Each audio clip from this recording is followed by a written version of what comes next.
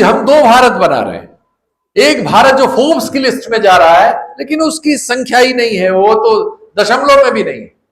और दूसरा भारत जो सोमालिया को पछाड़ रहा है गरीबी में, जो सब सहारन अफ्रीका से भी पुअर है। और केरल का शैक्षणिक स्तर देश में सबसे बढ़िया है। केरल में ग्रेजुएशन में सरकारी कॉलेजों में 100% रिजल्ट है, कोई फेल नहीं हुआ 2025 में। और एक आंकड़ा और सुन लीजिए, ये भी चेक करिएगा, WHO ने कहा है भारत दुनिया का पहला और अकेला देश है जिसमें औसत ऊंचाई बढ़ने की जगह घटना शुरू हुई। लेकिन बीजेपी शासित राज्यों में तो खासकर ऐसा है, उनका देश का सबसे बड़ा छात्र संगठन RSS का है। राष्ट्रीय मीडिया कहलाने वाले जोकरों ने केंद्रीय सरकार के खिलाफ एक भी रिसर्च स्टोरी ही नहीं की। राम राज्य चल रहा है। ऐसा ही हमारे यहां भी 10 रुपए से नीचे मुझे चाय, हमारे यहां 12 रुपए है, और अगर कुल्हड़ में लेंगे तो 14 रुपए या 15 रुपए। मिट्टी के कुल्हड़ के 3 रुपए अलग लगते हैं। और 6 रुपए 78 पैसे में हमारी सरकारें दोपहर का पूरे बच्चों को भोजन करा रही। तो छात्र संघ का चुनाव कराने से एक ये तर्क दिया जाता है, और जेनजी के लिए ही ये तर्क जरूरी है कि वो समझे इसको, तो हाइट बढ़ेगी। उस 6 रुपए 78 पैसे में 6 रुपए चोरी हो जाते हैं, सिर्फ 78 पैसे एक्चुअली यूज हो रहे हैं। तो उसमें हल्दी का पानी घोल के और रोटी सेक के, जो 100 ग्राम अन्न मिलता है उससे रोटी सेक के खिलाया जा रहा है। चीन जो बोनो का देश था, कोरिया जो बोनो का देश था, इन सब में आबादी की ऊंचाई बढ़ रही है और भारत में ऊंचाई घट रही है। दरअसल इस समय आप ये बहुत सुनते होंगे, हमें बार बार माइथोलॉजी की कहानियां सुनाई जाती हैं। माइथोलॉजी की कहानियां राजा रानियों की कहानियां, और लोकतंत्र राजा रानी का नहीं है भाई। लोकतंत्र तो राजा रानी के खिलाफ पैदा हुआ है। आज के व्याख्यान के लिए जो मैं मुख्य बात शुरू करना चाहता हूं वो है कि लोकतंत्र आखिर होता क्या है। क्या सिर्फ वोट डाल देना लोकतंत्र है? चुनाव हो रहे हैं, सरकारें बन रही हैं, अदालतें काम कर रही हैं, भले ही आपके खिलाफ ही फैसले दे रही हैं, इसलिए मान लिया जाए कि लोकतंत्र है? नहीं। लोकतंत्र के लिए चुनाव जरूरी है, चुनाव उसकी आधारशिला भी है, लेकिन यह पर्याप्त शर्त नहीं है। लोकतंत्र की दरअसल परीक्षा चुनाव वाले दिन नहीं होती। चुनाव वाले दिन सिर्फ सरकार बनती है, उसकी परीक्षा उसके बाद के 5 सालों में होती है, जो इन 2 चुनावों के बीच गुजरते हैं। उसमें पता चलता है कि लोकतंत्र है कि नहीं। कैसे पता? तब चलता है कि नागरिक कितना स्वतंत्र है, सरकार से वो क्या क्या पूछ सकता है और क्यों क्यों नहीं पूछ सकता, सरकार उसके कितने जवाब देती है, और क्या पत्रकारिता करने वाला कोई भी शख्स जो अपने को पत्रकार कहता है, वो सरकार की आंख में आंख डाल के सवाल करता है, या ये कहता है कि आप थकते क्यों नहीं? विश्वविद्यालयों में क्या हाल है? क्या वहां बात होती है? क्या वहां चुनाव होते हैं? एक और इसके साथ ही बात आ गई और जेनजी से जुड़ा हुआ है। भारत में एक परंपरा होती जा रही है, सभी पार्टियां इसके लिए जिम्मेदार हैं, सिवाय केरल के कोई राज्य नहीं है देश में, और राष्ट्रीय सेंट्रल यूनिवर्सिटीज भी नहीं है, जहां अब नॉर्मली छात्र संघ के चुनाव होते हों। 10-12% बचे हैं। केरल में सभी कॉलेजेस में, सभी यूनिवर्सिटीज में हमेशा छात्र संघ के चुनाव होते हैं, और केरल का शैक्षणिक स्तर देश में सबसे बढ़िया है। केरल में ग्रेजुएशन में सरकारी कॉलेजों में 100% रिजल्ट है, कोई फेल नहीं हुआ 2025 में। तो छात्र संघ का चुनाव कराने से एक ये तर्क दिया जाता है, और जेनजी के लिए ही ये तर्क जरूरी है कि वो समझे इसको।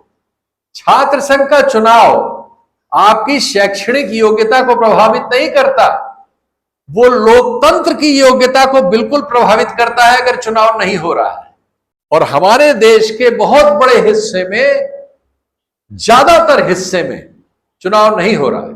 दबाव पड़ने पर अब कर्नाटक की सरकार ने इसका अध्ययन करना शुरू किया है कि क्या वजह है कि केरल में हर यूनिवर्सिटी का, हर कॉलेज का चुनाव भी होता है और केरल की तमाम यूनिवर्सिटियां देश की पहली 20 यूनिवर्सिटीज में शामिल हैं, जबकि केरल एक छोटा सा राज्य है। लगभग उसकी हर यूनिवर्सिटी उन टॉप 20 में है। और केरल के कॉलेजेस के बच्चों के records, results, education system, educational qualification, आबादी की एजुकेशनल स्टैंडर्ड देश में सर्वोत्तम है। तो खैर कर्नाटक ने इसको देखना शुरू किया है, अभी किया किसी ने नहीं है, लेकिन बीजेपी शासित राज्यों में तो खासकर ऐसा है, उनका देश का सबसे बड़ा छात्र संगठन आरएसएस का है, नाम है एबीवीपी। इसके लिए वो कोई आंदोलन नहीं करता, वो ऐसी चीजों पे आंदोलन करता है, लव जिहाद पे करेगा आंदोलन, गोकशी पे आंदोलन करेगा, ऐसी हर बात पे आंदोलन करेगा जो अल्पसंख्यकों को निशाने पे रखे। लेकिन जिसके लिए वो संगठन बना है, यानी छात्रों के लिए, वो छात्रों के लोकतांत्रिक अधिकार के लिए कोई आंदोलन नहीं करता। ऐसा ये सोच आती कैसे है? दरअसल इस समय आप ये बहुत सुनते होंगे, हमें बार बार माइथोलॉजी की कहानियां सुनाई जाती हैं। माइथोलॉजी की कहानियां राजा रानियों की कहानियां हैं, और लोकतंत्र राजा रानी का नहीं है भाई। लोकतंत्र तो राजा रानी के खिलाफ पैदा हुआ है। लोकतंत्र हमारे संविधान की पहली लाइन में लिखा है, लोकतंत्र है we the people of India, हम भारत के लोग। लोकतंत्र भारत के लोगों का है, राजा का, रानी का या किसी माइथोलॉजी के हीरो का नहीं है। तो अगर हमारा है तो हमारे हित कहां है?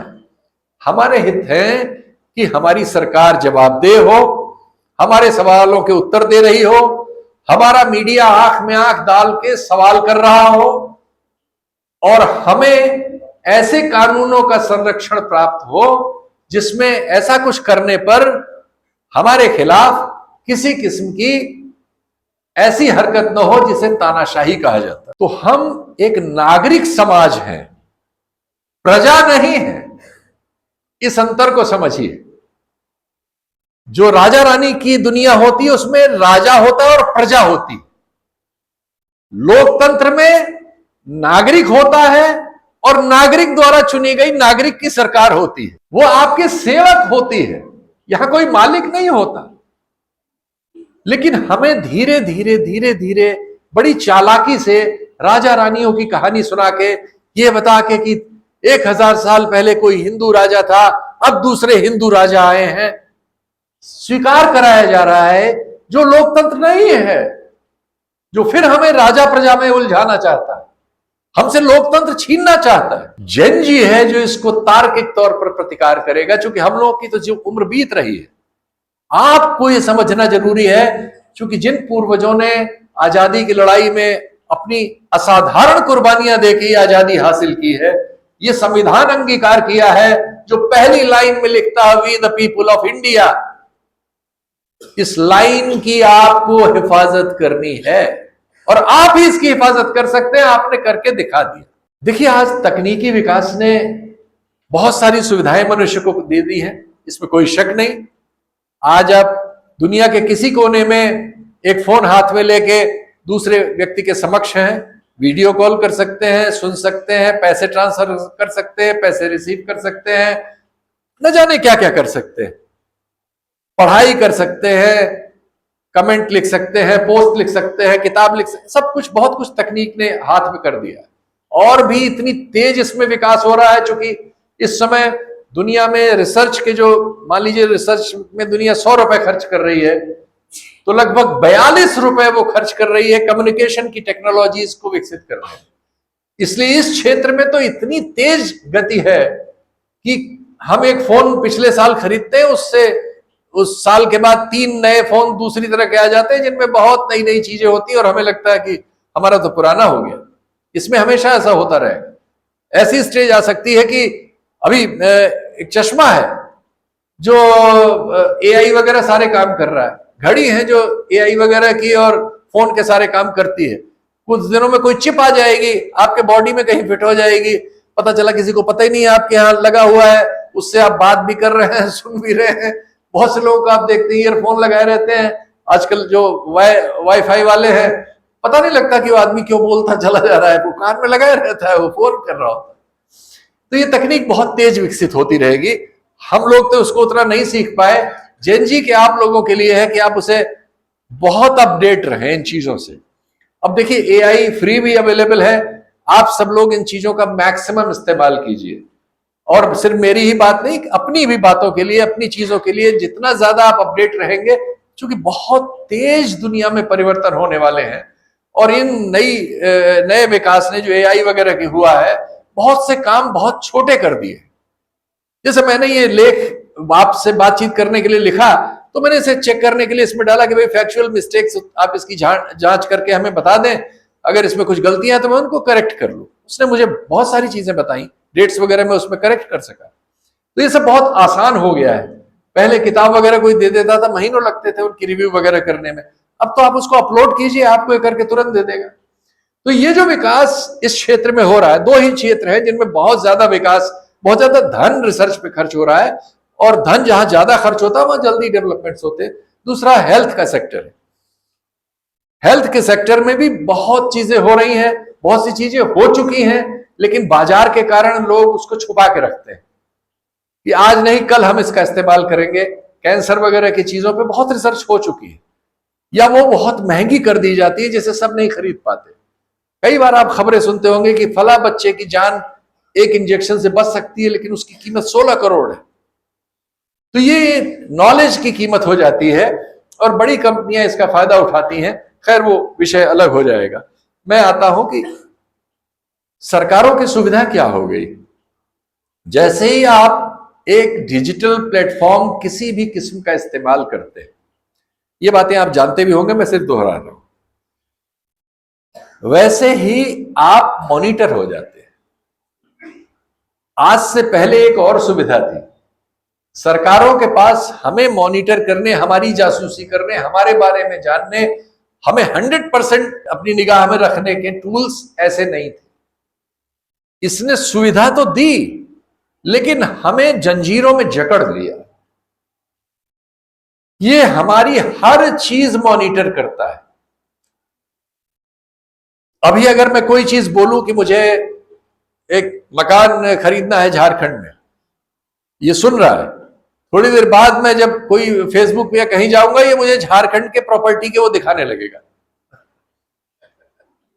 हाँ, और आप मान लीजिए फेसबुक पे हैं, उसमें कुछ भी विज्ञापन चल रहा है, आप अगर रुक गए 1 मिनट बाद और उसके बाद आप आगे बढ़े कोई चीज, उसके बाद वो आपको तब तक पीछा करता रहेगा जब तक वो आपसे खरीदवा नहीं लेगा। तो ये तकनीक के विकास से समस्या ये है कि हमारी, ये सब जानता है कि मेरी हेल्थ प्रॉब्लम्स क्या है, ये जानता है कि मेरे पर्सनल रिलेशन कहाँ है, कौन मेरी पत्नी है, कौन बच्चा है, कौन नहीं है, कोई और गलत बात है तो वो भी जानता है, अच्छी गलत सब जानता है। ये हमारा जासूस है, और इसकी नाभिनाल सरकार के हाथ में। कैसे हो जाती है? सरकार कहती है आधार कार्ड लीजिए, नहीं लेंगे तो आपको राशन नहीं मिलेगा, पासपोर्ट नहीं बनेगा, यात्रा में टिकट नहीं मिलेगा, ये नहीं, इतने आपको फोर्स करती है कि आधार आप ले लेते हैं। आधार लेते ही आपसे कहा जाता है आधार को आप कंफर्म कराइए। कैसे कराएंगे? अपना मोबाइल नंबर डालिए, मोबाइल इससे अटैच कराइए। मोबाइल अटैच कराते ही हम अटैच हो गए सरकार से। हमारी हर इंफॉर्मेशन जो ये रिकॉर्ड कर रहा है, वही इंफॉर्मेशन सरकार भी रिकॉर्ड कर रही है। तो इस दौर में सबसे बड़ी समस्या यह है कि पर्सनल प्राइवेसी जो है, वो तकनीक के विकास ने सुविधा दी, लेकिन वो छीन ली हमसे। तो ऐसी सरकारें अगर कहीं आ जाती हैं, जैसे अब ये तो इसके कई उदाहरण हैं।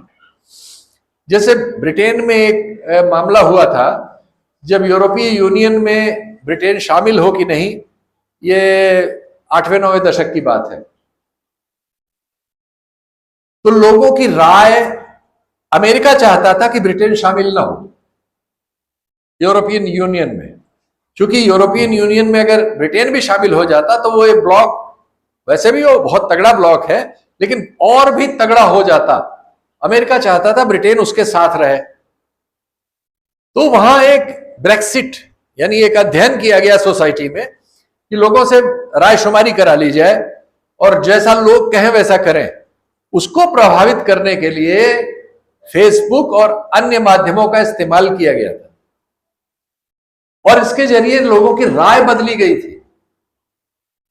उसकी जांच हुई फिर और जुर्माने हुए बहुत सारे इस जुकरबर्ग पे और अन्य पे, लेकिन यह साबित हो गया कि ऐसा किया जा सकता है।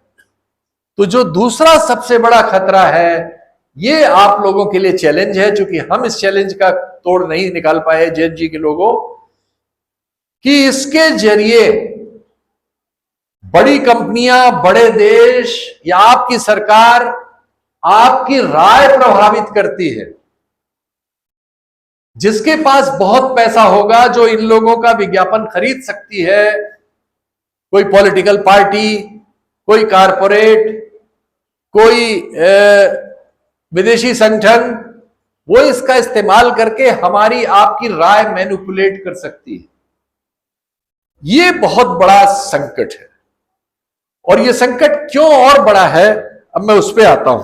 पहले जरा सा इसको कंप्लीट कर दूं कि ये इसके अलावा हमसे चूंकि हर जगह हमारी उंगली का निशान, आंख की पुतली, बायोमेट्रिक्स जो कहलाता है, ये सब बहुत जगह बहुत तरह से लिया जाता है। ये सब चीजें घेर के हमारे बारे में डाटा तैयार करती, आंकड़े। ये जो एआई की दुनिया है, सॉफ्टवेयर की नई दुनिया है, इसका पेट आंकड़े से भरता है। आंकड़े होते हैं तो ये उस चीज का विकास कर सकती है, आंकड़े नहीं होते तो उसका विकास रुक जाता है। आंकड़े की एक कीमत है। तो बहुत सारे आंकड़े सरकार पैदा करके बेच रही है और बहुत सारे आंकड़े हमारे बिना कहे इसमें जो कंपनियां इनको बना रही हैं, जो कंपनियां इनको चला रही हैं, उनके पास हमारे बारे में इकट्ठा होते जा रहे हैं, हमारी आवाज तक के सैंपल्स, और उसके आधार पे वो अपने बिजनेस प्लान्स वगैरह तय करते हैं। एआई के तो सारे डेवलपमेंट इसी पर निर्भर है। चीन का जो फ्री एआई है, उसकी जो भी कमजोरी है वो डाटा है। तो हमारे देश में हमारे लिए ये चुनौती बड़ी क्यों है? फिक्की नाम का हमारे उद्योगपतियों का एक संगठन है। हमारे देश के जो सबसे बड़े उद्योगपति हैं, रईस लोग हैं, सेठ लोग हैं, इन लोगों का संगठन है फिक्की। उनके एक सज्जन ने 2025 की शुरुआत में एक अध्ययन किया, आर्थिक अध्ययन है। उस अध्ययन के हिसाब से उन्होंने पाया कि हमारी 146 करोड़ की आबादी में करीब 100 करोड़ लोग ऐसे हैं। 100 करोड़, बहुत जरूरी है, इस आंकड़े को ध्यान से सुनिएगा। 146 करोड़ की आबादी में 100 करोड़ लोग ऐसे हैं जिनके पास जीरो परचेजिंग पावर है। यानी वो बाजार में घूमते तो रहते हैं, मॉल में भी चले जाते हैं, ठंडी हवा खा के निकल आते हैं, लेकिन वो एक चाय पीने के पैसे नहीं होते उनके पास। इतनी बड़ी आबादी हमारे समाज की इतने बुरे हाल में है। ये आंकड़ा साथ साथ आप देखिए। और दूसरी ओर क्या है, हमारे देश के कम से कम 2 उद्योगपति ऐसे हैं जो दुनिया के सबसे रईस लोगों की, जो ये 20 लोगों की लिस्ट है फोर्ब्स की, उसमें उनका नाम है अडानी और अंबानी। यानी जिस देश में 100 करोड़ लोगों के पास कुछ भी खरीदने की ताकत नहीं है, उस देश के 2 लोग इतने हैं कि वो दुनिया में कुछ भी खरीद लेते हैं और खरीद सकते हैं और खरीदते हैं। ये जो डिस्पैरिटी है, इकोनॉमिक डिस्पैरिटी, ये हमारे वक्त का सबसे बड़ा चैलेंज है। और पिछले 12 सालों में ये ऐतिहासिक रूप से बढ़ी। ऑक्सफैम ने भी इसको रिपोर्ट किया है, और वो जो थॉमस पिकेटी है फ्रांस के, उनकी जो टीम है जो दुनिया भर में डिस्पैरिटी का ही अध्ययन करती है, उसके अध्ययन के तो डिटेल्स आप लोग जरूर पढ़िएगा, ढूंढ के ये नाम याद कर लीजिए, थॉमस पिकेटी। उनको आज के जमाने का कुछ लोग कहते हैं कि उन्होंने भी दास कैपिटल की बात कैपिटल लिखी है, तो उनकी एक बहुत मशहूर पुस्तक है। तो आज के जमाने का उनको बहुत ही बड़ा सोशल साइंटिस्ट माना जाता है, बड़ा क्या सर्वोत्तम में से माना जाता है। ये जरूर पढ़िएगा, अपनी ओर से ध्यान करके पढ़िएगा, क्योंकि ये डिस्पैरिटी अगर हम नहीं पढ़ते तो भारत को नहीं समझ सकते कि हम दो भारत बना रहे हैं। एक भारत जो फोर्ब्स की लिस्ट में जा रहा है, लेकिन उसकी संख्या ही नहीं है, वो तो दशमलव में भी नहीं है। और दूसरा भारत जो सोमालिया को पछाड़ रहा है गरीबी में, जो सब सहारन अफ्रीका से भी पुअर है। और एक आंकड़ा और सुन लीजिए, ये भी चेक करिएगा, WHO ने कहा है भारत दुनिया का पहला और अकेला देश है जिसमें औसत ऊंचाई बढ़ने की जगह घटना शुरू हुई। औसत ऊंचाई कब घटती है? जब पेट में प्रोटीन नहीं होता। बढ़ेगा कैसे? प्रोटीन से बढ़ता है इंसान। चीन जो बौनों का देश था, कोरिया जो बौनों का देश था, इन सब में आबादी की ऊंचाई बढ़ रही है और भारत में ऊंचाई घट रही है। यानी हम औसत आबादी को, वो हमारे पास वीडियो भरे हुए, वो तो रोज आप देखिए, दोपहर का भोजन जो सरकारें दे रही हैं, क्या हाल है उसका। दोपहर के भोजन के लिए उत्तर प्रदेश में, मुझे झारखंड का नहीं पता, लेकिन वो तो सेंट्रल बजट में है तो वही है, दोपहर के भोजन के लिए उत्तर प्रदेश में 6.78 रुपए का बजट है और 100 ग्राम चावल या गेहूं, ये बजट है। भ्रष्टाचार और चोरी तो आप जानते हैं, इसलिए आप जो वीडियोस देखते हैं कि नमक के साथ कहीं रोटी मिल रही है, कहीं पीला पीला पानी होता है, सब्जी के नाम पे दे दिया जाता है और रोटी उसके साथ बच्चे खा रहे होते हैं। उसमें कभी कोई पत्रकार जाता है तो ढूंढता है कि उंगली से दिखाओ इसमें सब्जी कौन सी है। ऐसा मैं नहीं कह रहा हूं, आप अभी स्क्रॉल कीजिए, ग्रोक से कहिए, AI के किसी भी फॉर्मेट से कहिए कि मुझे 10 वीडियो के लिंक दीजिए एक्स पे जिसमें दोपहर के खाने की गड़बड़ियां हैं। कहीं उसमें कीड़े निकल रहे हैं, कहीं दोपहर का भोजन खा के उसमें नमक की जगह, बताइए बिहार से या कहां से एक खबर आई, बिहार की, नमक की जगह उसमें वो डाल दिया था, क्या ये कपड़े धोने वाला सर्फ।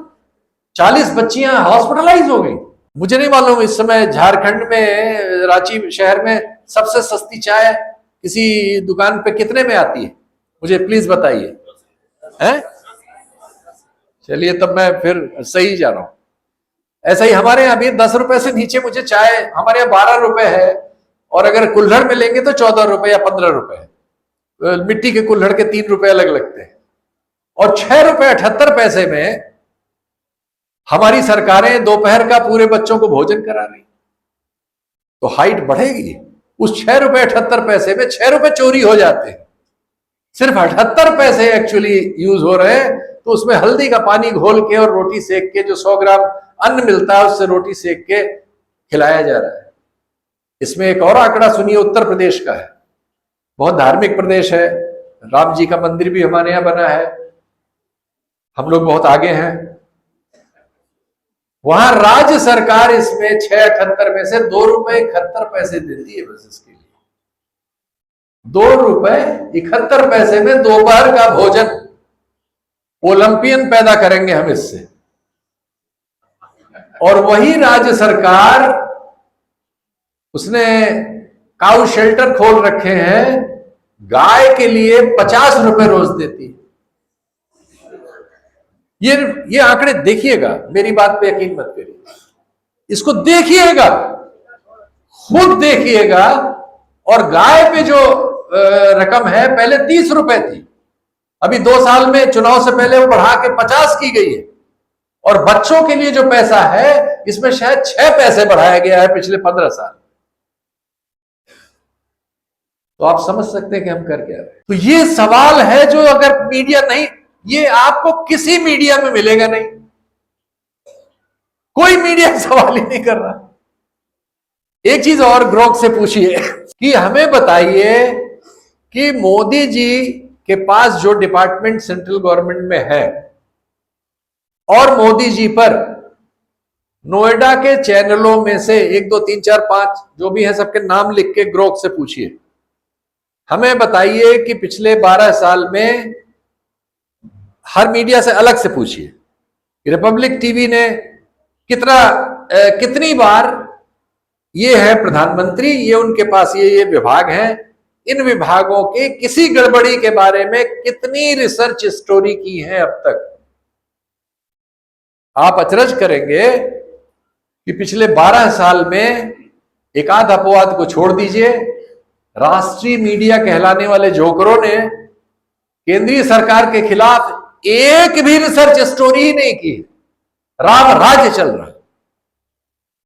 इस तरह की सारी स्टोरी सोशल मीडिया पे हो रही है, गलत या सही, कमजोर लिखी हुई सही। तो ये जो परिस्थिति आई है ये अलोकतांत्रिक है, ये लोकतांत्रिक नहीं है। तो ये जो अलोकतांत्रिक परिस्थिति आई, इसकी कुछ वजहें देखिए। एक पीएमएलए कानून है, पीएमएलए कानून ईडी लागू करती है। दुनिया भर में बैठ के ये दुनिया भर में तय हुआ था, हमारे यहां भी लागू हो गया, सही बात है। आतंकी नेटवर्क से लड़ना चाहिए, मनी लॉन्ड्रिंग है तो रोकनी चाहिए, देश की सुरक्षा करनी चाहिए, नशीले पदार्थों का व्यापार हो रहा है तो रोकना चाहिए। लेकिन सवाल यह है कि इसको रोकने की जो मशीन आप बनाएंगे, अगर वो अत्याचार करने लगे तो उसको कौन चेक करेगा? क्या लोकतंत्र में कोई मशीन हम ऐसी बना सकते हैं जिसका कोई चेक और बैलेंस ही ना हो? और अगर हम ऐसी कोई मशीन बना लेते हैं तो फिर लोकतंत्र कहां होगा? पीएमएलए में यही हुआ और इस पे ठप्पा लगा दिया सुप्रीम कोर्ट ने। और सुप्रीम कोर्ट ने ठप्पा क्यों लगाया?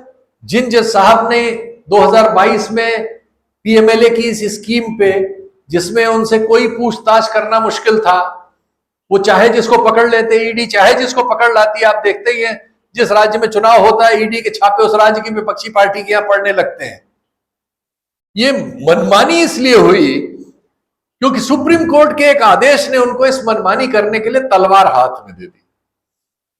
और तलवार देने वाले जज साहब को इनाम के तौर पर कानून में रास्ता बदल के एनएचआरसी की चेयरमैनशिप दे दी गई। पहले एनएचआरसी के chairman retired chief justice of India हुआ करते थे। उसमें कानून बदल दिया गया कि अब कोई भी जज हो सकता है। और चूंकि ये प्रिय जज जो है चीफ जस्टिस नहीं थे, तो इनको जो है कानून बदल के उपकार दिया गया। ये सरकार इस मामले में कमाल करती रही है। जिन सज्जन ने हमारे गृह मंत्री जी को 2012-13 में रेमेडी दी थी सुप्रीम कोर्ट के जज साहब, उनको केरल का गवर्नर बना के रिटायरमेंट के बाद अवार्ड दिया गया था। जब जिस जज ने इस सरकार के ऐसे मामलों में सरकार के पक्ष के फैसले किए हैं, सबको इनाम मिला है। इन चीजों ने लोकतंत्र को खोखला कर दिया। आज पीएमएलए पे सवाल करना असंभव है, और किसी को भी वो पीएमएलए में डाल ले तो उसको जमानत मिलना असंभव है, क्योंकि पीएमएलए के कानून में ऐसा है, वो कानून ऐसा लिखा गया है जो अपने आप में चैलेंज है। और इसीलिए यह हालत है कि एनएचआरसी को अब अंतरराष्ट्रीय बॉडी एनएचआरसी मानने से ही इनकार कर रही है, क्योंकि ये सारे तथ्य उनके पास भी हैं। तो ये हुआ पीएमएलए कानून की वजह से। लाइव लगातार के वीडियो को लाइक करें, सब्सक्राइब करें और बेल आइकन को दबाना न भूलें।